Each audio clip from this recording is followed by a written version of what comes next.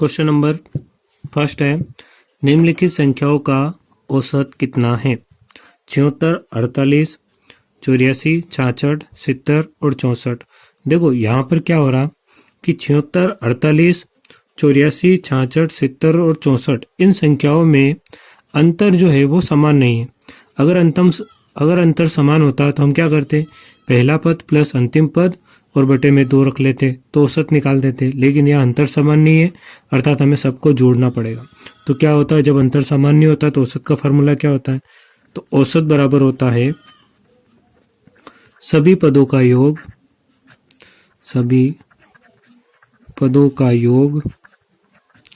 बटे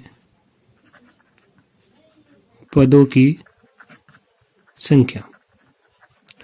सभी पदों का योग बटे पदों की संख्या। तो पद क्या क्या है? तो यहाँ पर है 76 plus 48 plus 84 plus 66 plus 70 plus 64।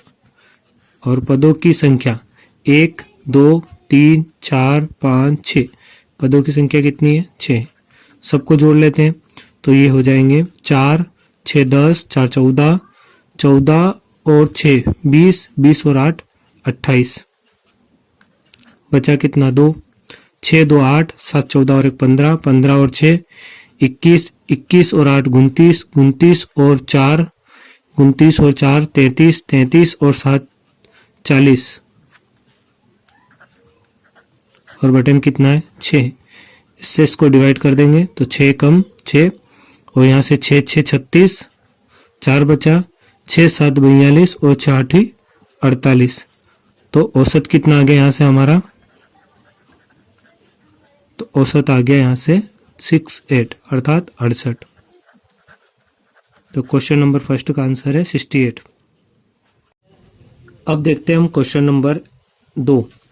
प्रथम 100 धन पूर्णांकों का औसत कितना है? देखो यहाँ पर क्या हो रहा है कि प्रथम 100 धन पूर्णांक किसे कहते हैं? तो 1, 2, 3, 4, 5 जो प्लस की संख्या है। लगातार 5 से आगे 6, 7 ऐसे होते हुए कहाँ तक चलना हमें? तो चलना है 100। अब उसने क्या कहा है कि इन 100 का औसत पूछा है। और औसत का फार्मूला क्या होता है? तो औसत का फार्मूला होता है सभी पदों का योग बटे पदों की संख्या।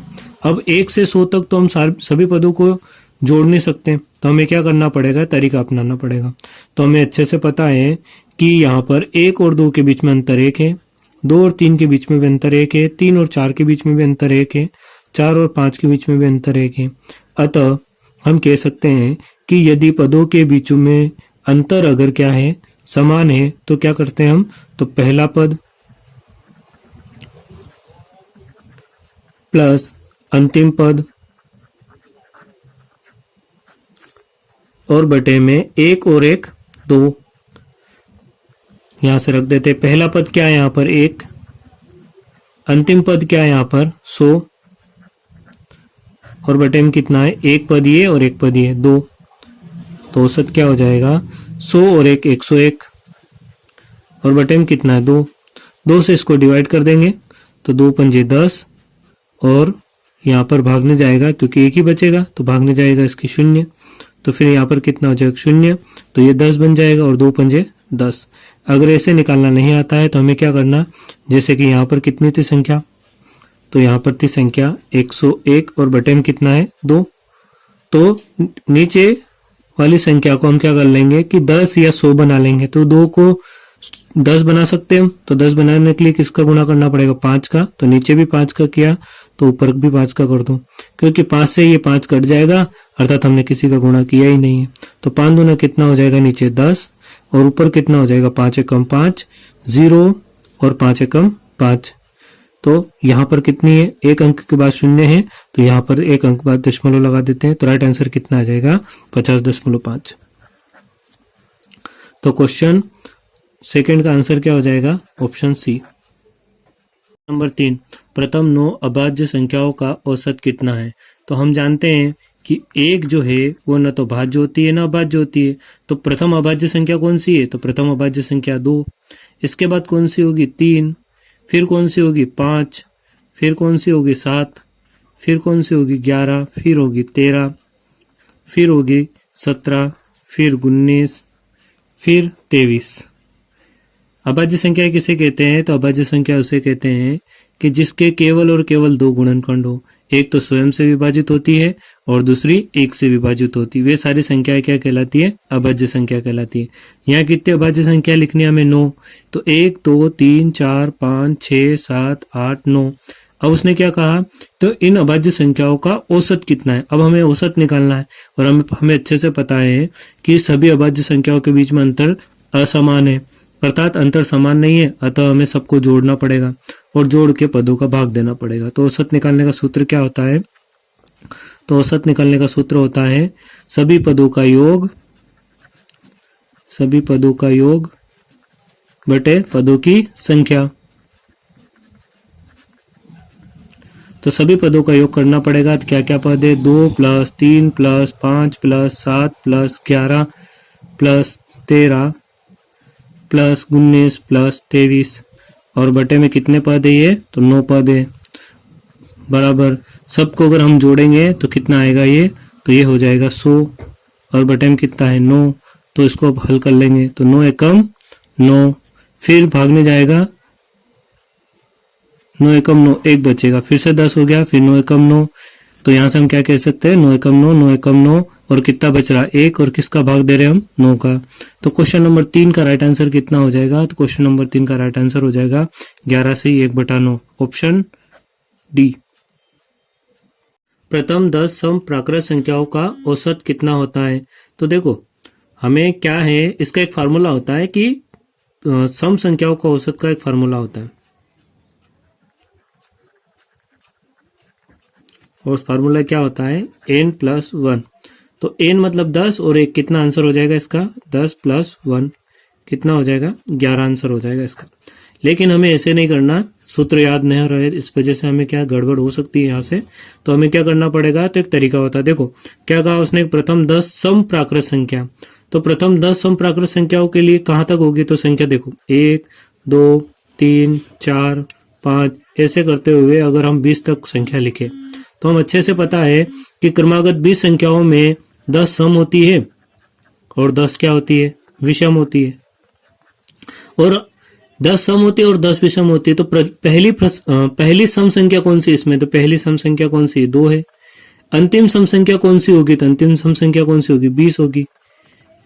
बाकी 10 सम होगी और 10 ही क्या होगी? विषम होगी। तो हमें केवल सम का चाहिए, तो हम वो फार्मूला लगा सकते हैं यहाँ से कि पहला पद प्रथम पद प्लस अंतिम पद बटे में 2। तो पहला पद कौन सा है यहाँ पर? सम वाला। तो पहला पद सम वाला कौन सा है यहाँ पर? 2 प्लस अंतिम पद सम वाला कौन सा है? 20 बटे में 2। 20 और 2 कितना हो जाएगा? 22 और बटे में कितना है? 2। 2 से 22 को डिवाइड करेंगे तो फिर से कितना आ जाएगा? औसत 11 आ जाएगा। ऐसा हमने क्यों किया? ऐसा हमने इसलिए किया क्योंकि हमें अच्छे से पता है कि प्रथम 10 सम संख्याओं में बीच के अंदर 10 विषम संख्याएं भी होगी। तो अतः 20 तक संख्याओं में 10 सम होती हैं और 10 क्या होती है? विषम होती है। अर्थात हम चाहे तो इस फार्मूले से कर सकते हैं क्वेश्चन को, और अगर हम चाहे तो विदाउट फार्मूले के भी इस क्वेश्चन को कर सकते हैं हम। अब देखते हैं हम क्वेश्चन नंबर 5। 100 से कम सभी विषम संख्याओं का औसत कितना है? तो पहले हम 100 तक संख्या लिख लेते हैं। 1 2 3 4 5 6। इसी तरीके से आगे बढ़ते हम जाएंगे तो 97 98 और 99 और ये 100। तो 1 2 3 4 5 6 और लगातार 97 98 99 और 100 यहाँ तक हम संख्याएं लिख लेते हैं। और उसने क्या पूछा है? 100 से कम, अर्थात हमें 100 से कम चाहिए यहाँ सभी विषम संख्या। और विषम संख्या किसे कहते हैं? तो विषम संख्या है 1, फिर इसके बाद 3, फिर इसके बाद 5, फिर 7, फिर 9। ये सारी संख्याएं क्या होती है? लगातार एक सम संख्या छोड़ते जाएंगे तो क्या प्राप्त होती जाएगी हमें? विषम संख्या। तो फिर से वही फार्मूला लगा लेते हैं, क्योंकि हमें पता है कि विषम संख्याओं के बीच में भी अंतर क्या होता है? समान होता है। इन दोनों का अंतर 2 है, फिर इन दोनों में अंतर 2 है, फिर इन दोनों में अंतर 2 है, फिर ये अंतर 2 है, अर्थात विषम संख्या में अंतर समान होता है। फिर से फार्मूला लगा लेते हैं हम। प्रथम पद प्लस अंतिम पद और बटे में एक और एक दो पद बराबर प्रथम पद कौन सा है विषम, प्रथम पद कौन सा है विषम, तो प्रथम पद विषम कौन सा है एक, और अंतिम पद विषम कौन सा है, देखो 100 तो सम है, विषम कौन सा है, विषम अंतिम पद कौन सा है 99, तो पहला पद एक और अंतिम पद 99 और बटे में कितना एक और एक ये दो पद बराबर कितना हो जाएगा 99 और एक कितना हो गया 100 और बटे में कितना हो गया 2 से 100 को डिवाइड करेंगे तो कितनी बार डिवाइड होगा 50 बार, तो राइट आंसर क्या हो जाएगा हमारा 50, तो औसत कितना आ जाएगा 50। अब करते हैं क्वेश्चन नंबर 6, 50 तक की सभी सम प्राकृत संख्याओं का औसत कितना है। देखो 50 तक तो 1 2 3 4 5 6 इसी तरीके से हम कहां तक चलना है, हमें 50 तक, कहां तक चलना है 50 तक। और उसने क्या कहा कि सभी सम, और सम हमें अच्छे से पता है कि पहली सम संख्या कौन सी होगी 2 और अंतिम सम संख्या कौन सी होगी 50 तक में, तो 50 ही होगी। तो फिर से फार्मूला लगा लेते हैं हम, प्रथम पद प्लस अंतिम पद और बटे में कितना 2, ठीक है ना, तो फर्स्ट पद इंटू लास्ट पद और बटे में कितना 2, तो प्रथम पद कितना है यहाँ पर, तो प्रथम पद है सम 2, अंतिम पद कौन सा है सम 50 और बटे में कितना आ जाएगा 2, 50 और 2 कितना हो जाएगा 52 और बटे में कितना है 2 और 52 को 2 से डिवाइड कर देंगे तो 2 दूनी 4 और 2 छंग 12, तो औसत कितना आ जाएगा, तो औसत आ जाएगा 26। तो क्वेश्चन नंबर 6 का आंसर कितना हो जाएगा सी। अब करते हैं क्वेश्चन नंबर 7, 3 के प्रथम 5 गुणजों का औसत कितना है। देखो हमें पता है कि 3 के प्रथम 5 गुणज कौन से होते हैं, देखो 3 का पहला गुणज 3 एकम 3, 3 का दूसरा गुणज 3 दूना 6, 3 का तीसरा गुणज 3 तिया 9, इसी प्रकार से यहाँ चौथा गुणज आएगा और यहाँ कौन सा आएगा, तो पांचवा गुणज आएगा। तो 3 का पांचवा गुणज कितना होगा 3 पंजे 15 और यहाँ पे चौथा गुणज कौन सा होगा, तो ये होगा 3 चौक 12।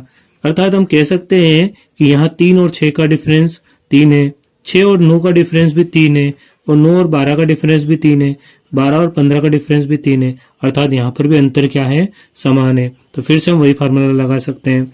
तो क्या फार्मूला था हमारा, पहला पद प्लस अंतिम पद और बटे में 2, तो पहला पद कौन सा है यहाँ पर 3, अंतिम पद कौन सा है यहाँ पर 15 और बटे में कितना है 2, तो 15 और 3 कितना हो जाएगा 18 और बटे में कितना 2, तो अगर आप 18 में 2 से डिवाइड करोगे तो कितनी बार कट जाएगा 9 बार, तो राइट आंसर कितना आ जाएगा हमारा 9।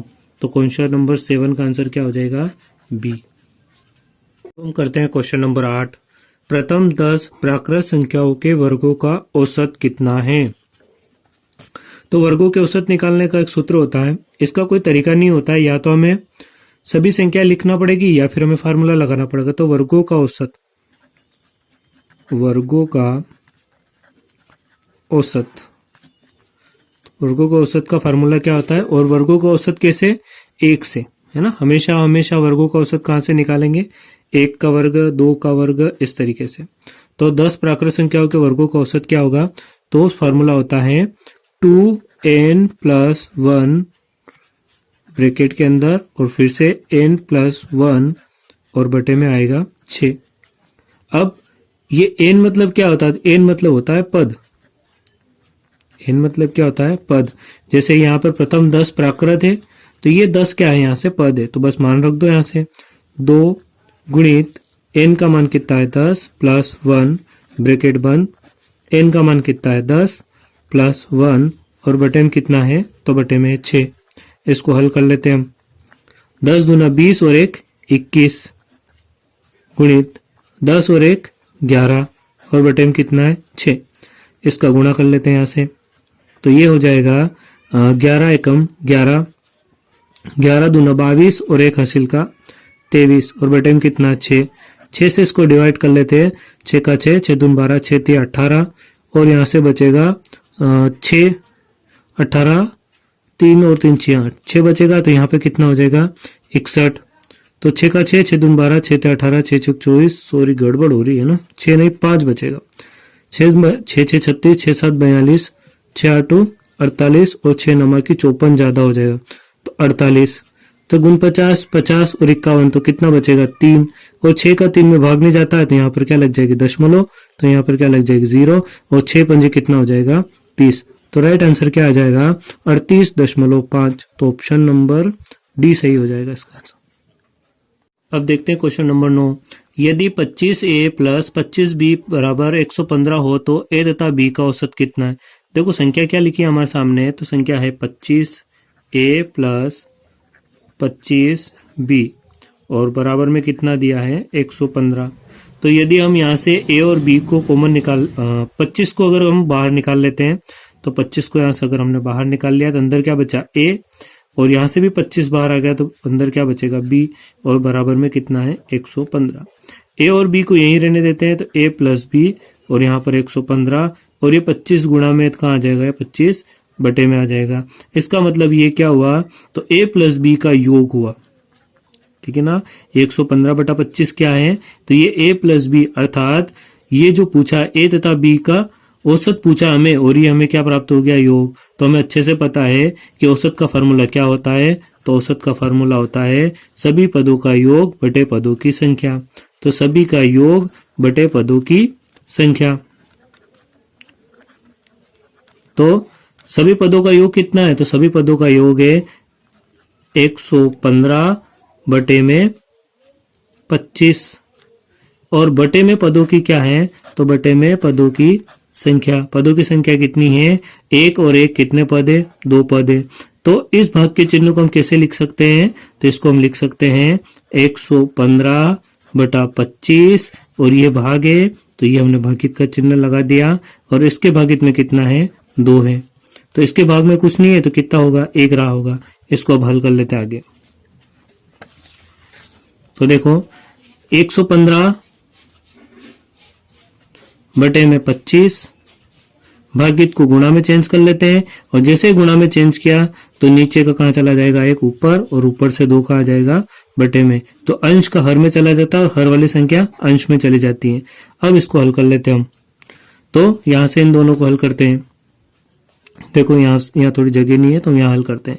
115 एकम 115 और 25 दूनी 50। क्या हम 50 को 100 बना सकते हैं, तो हाँ बना सकते हैं। यदि इसमें मैं 2 का गुणा कर देता हूं तो 50 दूना कितना हो जाएगा 100, तो ऊपर भी मुझे 2 का गुणा करना पड़ेगा।